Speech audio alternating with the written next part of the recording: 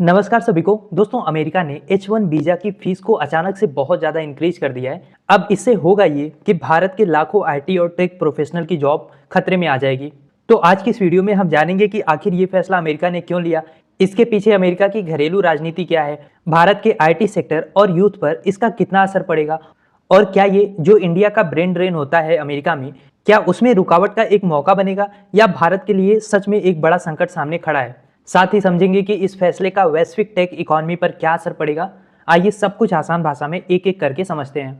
तो दोस्तों, जैसा कि मैंने आपको बताया, खबर ऐसी है जिसने भारत के लाखों परिवारों, लाखों युवाओं और पूरे आईटी सेक्टर को हिला दिया है। और खबर क्या है?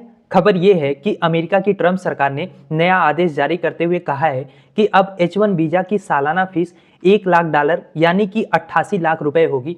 पहले यह फीस 1 से 6 लाख रुपए के बीच में हुआ करती थी और अब इसको सीधे 15 गुना बढ़ा दिया गया है। तो आप जरा खुद सोचिए, जिन भारतीय इंजीनियर्स या प्रोफेशनल को सिलिकॉन वैली की कंपनियां सालाना 60 से 70 लाख का पैकेज यानी सैलरी दिया करती थी, अब उन भारतीयों को अमेरिका में रहने के लिए 88 लाख सालाना का यानी कि लगभग 7 से 8 लाख रुपए महीने का फीस देना होगा। इसको मैं आपको और आसान भाषा में बताऊं तो आप ये समझो कि अगर आप किसी कंपनी में काम कर रहे हो, वहां आपको एक साल में 70 लाख रुपए या 60 लाख रुपए सैलरी मिलती है, और जिस रूम में आप रहते हो, जिस क्वार्टर में आप रहते हो, उसकी साल भर की जो किराया है ना, वही 88 लाख रुपए है। तो बताओ, आप उस एरिया में, उस जगह पे रह पाओगे? वहां पे रह के नौकरी कर पाओगे? सेम कंडीशन होने वाली है इस रेगुलेशन के बाद इंडियंस की, जो अमेरिका में H1 वीजा के थ्रू काम करते हैं। अब यहाँ पे अगर आपके मन में ये आ रहा है कि अच्छा, वीजा की फीस बढ़ गई, इसमें इतना भी बड़ा क्या मुद्दा होगा, कितने ही भारतीय होंगे जो H1 वीजा पे काम कर रहे होंगे, तो आप डेटा सुनोगे तब आपके होश उड़ जाएंगे। असल में H1 वीजा का सबसे बड़ा यूजर भारत ही है।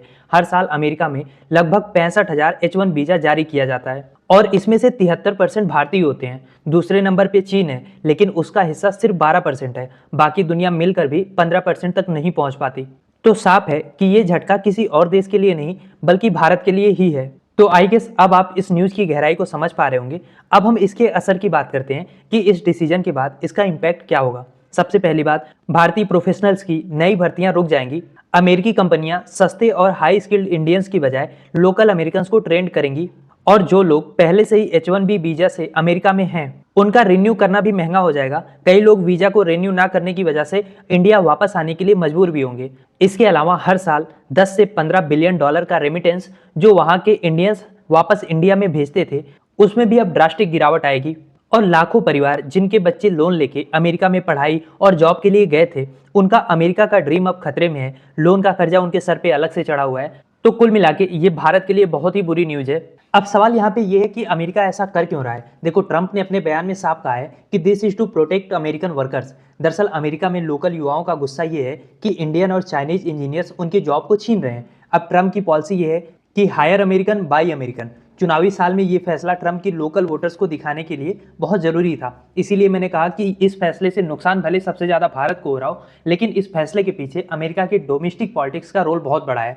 तो आप कह सकते हैं कि इस डिसीजन की बस दो बातें हैं। एक तो ये कि ट्रंप जानबूझकर इंडिया को टारगेट कर रहे हैं, क्योंकि सबसे ज्यादा H1B वीजा यूजर्स भारतीय हैं और ये बात ट्रंप को बखूबी पता है। दूसरा पहलू इसका ये है कि ये फैसला घरेलू राजनीति से प्रेरित है। और एक पहलू आप एक्स्ट्रा ये जोड़ सकते हो कि ऐसा लग रहा है कि ट्रंप ने ये कसम खा ली है कि 10 साल में मोदी जी ने अपना जितना डंका बजवाया है, सबकी लंका ट्रंप लगा के ही मानेगा। आपको याद होगा, भारत और अमेरिका की दोस्ती के ढोल मोदी जी ने खूब बजाए हैं। हाउडी मोदी, नमस्ते ट्रंप, ये सारे मेगा इवेंट हमारी आपकी आंखों के सामने हुए हैं। यहाँ तक कि अंधभक्तों ने ट्रंप को जिताने के लिए हवन तक किया है, और अब उसी हवन में एक एक करके ट्रंप भारत के हितों की आहुति दे रहा है। अमेरिका ने भारत के ऊपर 50% से ज्यादा टैरिफ लगाया है, जो चाइना से भी ज्यादा है। चाबार पोर्ट पर अमेरिका ने भारत को जो वेवर दिया था वो भी रोक दिया, और अब ये H1B वाला डिसीजन भारत को बहुत ज्यादा नुकसान पहुंचाने वाला है। तो सवाल तो खड़ा होगा ही कि मोदी जी, जो ट्रंप के साथ आपकी दोस्ती थी, क्या वो बस फोटो और इवेंट तक ही सीमित थी? क्योंकि हमारे हितों पे तो लगातार ट्रंप हमला कर रहा है।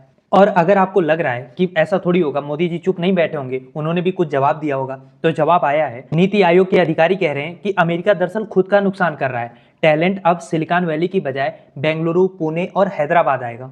अब इस बेशर्मी को आप क्या कहेंगे? ये हर आपदा को अवसर बताने पे तुले हुए हैं। क्या आप सोच के देखो, क्या सचमुच भारत तैयार है इतने टैलेंट को एब्जॉर्ब करने के लिए? हमारे यहाँ पे खुद बेरोजगारी का ये आलम है कि देश का प्रधानमंत्री कहता है पकोड़े तलो। तो जो H1B वीजा लेके अमेरिका में काम कर रहे थे, क्या अब उनको हम यहाँ पे बुला के उनसे पकोड़े तलवाएंगे? क्या भारत में इतनी जॉब्स है क्या यहाँ वही रिसर्च लैब इकोसिस्टम है जो अमेरिका ऑफर करता है? कहने के लिए तो आप कुछ भी कह दो कि हम आपदा में अवसर बनाएंगे, अब जो टैलेंट है वो सिलिकॉन नहीं जाके बेंगलुरु आएगा, क्योंकि आपको लगता है कि भारत की जनता इतनी मूर्ख है कि आप उसको आसानी से जो भी कहोगे, जिस गेट पे चाहोगे, जैसे चाहोगे स्पिन करा लोगे। खैर, अगर हम H1B वीज़ा के हिस्ट्री की बात करें तो पहली बार H1B वीज़ा पॉलिसी जो आई थी वो 1990 में आई थी, ताकि अमेरिका में उच्च कौशल वाले विदेशी कर्मचारियों की कमी पूरी की जा सके। और 90 के दशक के बाद से भारतीय आईटी सेक्टर, चाहे TCS हो, इन्फोसिस, विप्रो, HCL, सबने अमेरिकी मार्केट पर ही अपनी नींव रखी है। तो मोटे तौर पे कहें तो भारत का आईटी सेक्टर H1 वीज़ा के सहारे ही खड़ा हुआ है। और आज जब वही वीज़ा लेना ही प्रैक्टिकल नहीं रहा, तो आप ये समझ लो कि इस सेक्टर के जितने भी बिजनेस मॉडल हैं उन सब पे खतरा मंडरा रहा है। भारत को टारगेट करना अमेरिका के लिए आसान भी है, क्योंकि भारत पूरी तरीके से अमेरिकी टेक पे डिपेंडेंट है। और केवल टेक ही क्यों, भारत का हर कदम अमेरिका की ओर झुका हुआ है। क्वाड हो, डिफेंस डील हो, इंडो पैसिफिक स्ट्रेटजी हो, ट्रेड डील हो, हर जगह हम अमेरिका पे बहुत ज्यादा डिपेंडेंट है। और उसी का आज ये नतीजा है कि H1 वीजा के नियम बदलते ही भारत के लाखों युवाओं की हालत आज बद से बदतर हो गई है। स्टडी लोन लेकर पढ़ाई करने गए स्टूडेंट हो कि फैमिली ने 60 से 70 लाख का कर्ज लिया है, ताकि बच्चा पढ़ के अमेरिका में जब जॉब करेगा तो उस कर्ज को भी भर पाएगा। H1 वीजा पर 3 साल का जॉब का सपना, ये सब अब अनसर्टेनिटी में लटक चुका है। और इनके इंडिया वापस आने का मतलब क्या है? अंडरपेड जॉब्स, क्योंकि भारत की जॉब मार्केट ऑलरेडी सैचुरेटेड है। हालांकि ट्रम्प के इस डिसीजन से अमेरिकन कंपनियां भी खुश नहीं होंगी। गूगल हो, अमेजोन हो, माइक्रोसॉफ्ट, मेटा, एप्पल, इनके वर्कफोर्स में हजारों भारतीय इंजीनियर काम करते हैं। और अब इन सब को वहां पे रखने के लिए करोड़ों रुपए की फीस, यानी कि 88 लाख सालाना जो मैंने बताया, इतनी फीस देनी होगी। अब या तो ये एम्प्लॉय देगा या तो एम्प्लॉयर देगा। ऐसे में इन कंपनियों के पास भी बस दो ही ऑप्शन बचते हैं, या तो इतने एक्सपेंसिव H1 वीजा पे इंडियंस को हायर करें कि एक तो 60-70 लाख सैलरी दें, ऊपर से 88 लाख हर साल उनको वहां पे रहने के लिए फीस दें, या तो फिर इंडिया में ही किसी तरीके से अपना आउटसोर्सिंग हब बनाएं, ताकि लॉन्ग रन में रिमोट वर्किंग और आउटसोर्सिंग के जरिए कंपनी को वर्कर्स भी मिल जाए और इनको H1 वीजा पे जो 88 लाख की फीस है वो भी ना देना पड़े। पर ये सब ओवरनाइट नहीं होगा, अगर होगा भी तो सालों लग जाएंगे। और इंडिया के पर्सपेक्टिव से आप देखो तो बात केवल H1B वीजा की नहीं है। भारत किसी भी तरीके से 11 साल में केवल आत्मनिर्भर का नारा लगाने के अलावा किसी भी सेक्टर में आत्मनिर्भर हुआ हो तब बताओ। आप सोच के देखो, अमेरिका की कंपनीज हैं, Google, Microsoft, YouTube, WhatsApp, Amazon, कुछ भी, अगर ये अपनी सर्विस कल को बंद कर दें तो फिर आप समझो हमारी डिजिटल इकोनॉमी या फिर हमारी पूरी इकोनॉमी पैरालाइज हो जाएगी। एप्स, पेमेंट सिस्टम, स्टार्टअप सब ठप हो जाएंगे। तो अमेरिका पे हमारी डिपेंडेंसी सिर्फ मैन पावर के एक्सपोर्ट पर नहीं है, बल्कि डिजिटली भी हम पूरी तरीके से अमेरिका पे निर्भर हैं। और ये निर्भरता ऐसे नहीं आई है। जीएसटी से लेके इनकम टैक्स, नोटबंदी और सरकार की जितनी भी नीतियां हैं ना, उसने आज भारत को यहाँ पे लाके खड़ा किया है। तो सवाल ये है कि अब भारत के लिए आगे का रास्ता क्या है? सबसे पहली बात, भारत को अपने डोमेस्टिक जॉब क्रिएशन पे फोकस करना होगा, ताकि लौट कर आने वाले टैलेंट को हम एब्जॉर्ब कर सके। अब मोदी जी बिहार में 1 करोड़ नौकरी देने का वादा तो कर रहे हैं, पूरे देश से 2 करोड़ नौकरी देने का वादा हर साल किया था। अब उसी वादे को बढ़ा के 5 करोड़ कर दें। और तो ये लोग बेचारे क्या ही करेंगे जब 11 साल में कुछ नहीं हुआ, तो अब 11 घंटे में क्या करेंगे, क्योंकि कल से ये फैसला लागू हो जाएगा। लेकिन जो कुछ किया जा सकता है, जो एक गवर्नमेंट को करना चाहिए, उस पर तो हम प्रैक्टिकली बात कर ही लेंगे। तो जैसा कि मैंने बताया, एक तो डोमेस्टिक जॉब क्रिएशन पे फोकस करना होगा, दूसरा स्टार्टअप का इकोसिस्टम हमें बूस्ट करना होगा, ताकि इनोवेशन इंडिया की ओर हम शिफ्ट हो पाए। इसके अलावा आने वाला जो एजुकेशनल लोन क्राइसिस है उसको हमें एड्रेस करना होगा, वरना लाखों मिडिल क्लास फैमिली डूब जाएंगी।